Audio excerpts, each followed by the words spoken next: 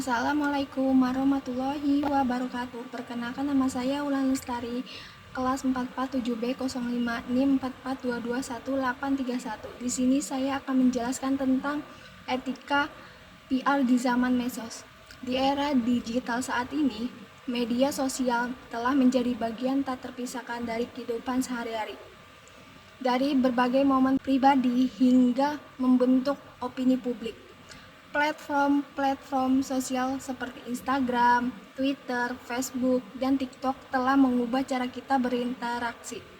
Namun, di balik kemudahan berkomunikasi dan berbagai informasi, penting bagi setiap pengguna untuk memahami dan menerapkan etika bermedia sosial. Mengapa etika kita sangat penting? Karena di dunia maya, meskipun kita bertatap muka, kata-kata dan tindakan kita tetap dapat memengaruhi orang lain secara mendalam.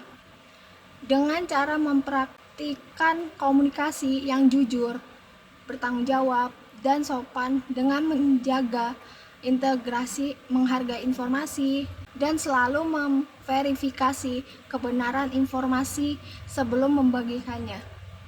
Pentingnya etika ini adalah untuk melindungi citra perusahaan dan membangun kepercayaan dengan publik melalui transparansi dan keadilan, serta menghindari penyebaran hoaks, ujaran kebencian, atau konten yang tidak pantas. Selanjutnya ada mengapa etika bermedia sosial itu penting.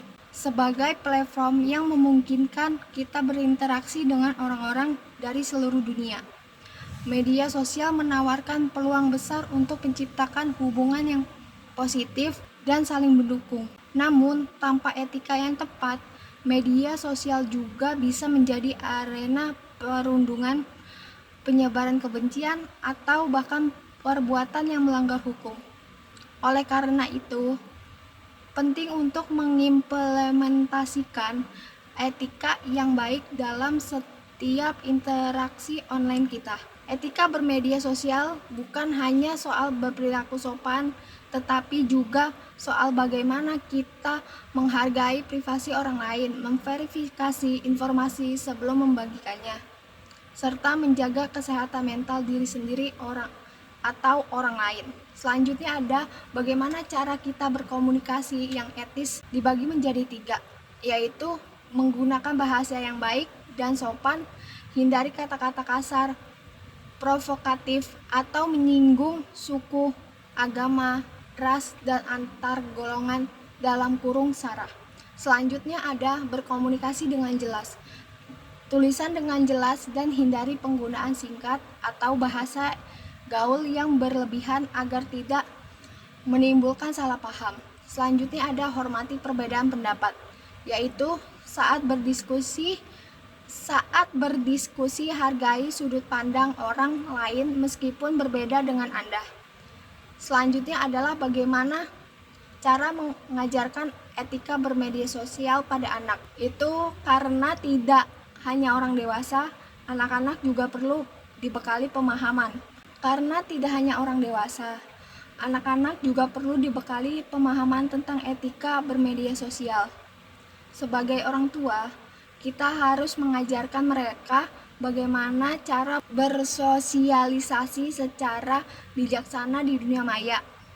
Berikut beberapa cara untuk mengajarkan anak-anak tentang etika bermedia sosial dibagi menjadi 5, yaitu yang pertama ada ajarkan pentingnya privasi. Anak-anak perlu belajar menjaga privasi pribadi sendiri dan orang lain. Ajarkan mereka untuk tidak membagikan informasi pribadi sembarangan di media sosial. Dan kedua itu ada ajarkan informasi dengan baik. Mengajarkan anak untuk memverifikasi informasi sebelum membagikannya akan membantu mereka menjadi pengguna yang lebih kritis dan cerdas di dunia maya. Dan selanjutnya ada contoh komunikasi yang beretika sebagai orang tua. Berikan contoh komunikasi yang sopan dan bijaksana di media sosial. Anak-anak cenderung meniru apa yang mereka lihat.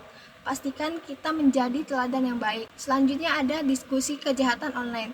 Anak-anak perlu tahu bagaimana dunia maya, seperti penipuan online dan perundungan. Diskusikan dengan mereka tanda-tanda bahaya dan bagaimana cara lindungi diri. Selanjutnya ada konsekuensi dari tindakan di media sosial. Yang terakhir itu pentingnya untuk diskusikan dengan anak-anak mengenai konsekuensi dari setiap tindakan mereka di media sosial, baik yang positif maupun negatif. Kesimpulannya yaitu bahwa praktisi harus bertanggung jawab, transparan, dan hormat dalam berkomunikasi untuk membangun serta menjaga reputasi profesional dan organisasi.